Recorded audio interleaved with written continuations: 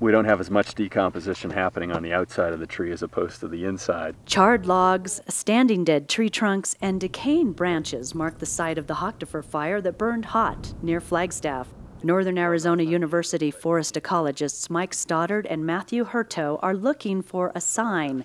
Any sign of ponderosa pine seedlings some 15 years after the 16,000-acre fire. We're concerned about ponderosa pine not regenerating after these wildfire events. But it's the invisible damage that scientists are learning more about. We have a site here that is not taking up carbon dioxide and storing it at all right now. We all know trees breathe in carbon dioxide, but how long they can hold it affects the amount of greenhouse gases in the atmosphere. This is something that's called an eddy covariance system. As air flows through the fingers of this claw-like device, NAU tree physiologist Tom Kolb can measure the carbon dioxide that's moving between the air and the land. The fire has had a long-term legacy effect on the capacity of the site to take in carbon dioxide and store carbon dioxide. Prior to the fire, this was a dense forest that would take in somewhere between 100 and 200 grams of carbon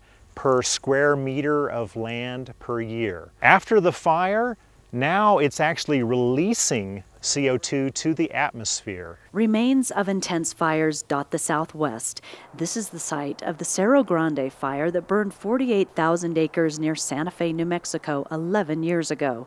Greenhouse gases were emitted during the fire, and live trees that used to store carbon in the wood are now dead trees releasing carbon dioxide years later. If we reduce the amount of trees per acre and return fire as a process to the system to manage the surface fuels, the carbon that's left in the forest in the live trees is much more stable. Carbon Flex research shows trees in this thin forest are inhaling carbon dioxide and less likely to burn up in a high-severity fire, which has scientists breathing a little easier.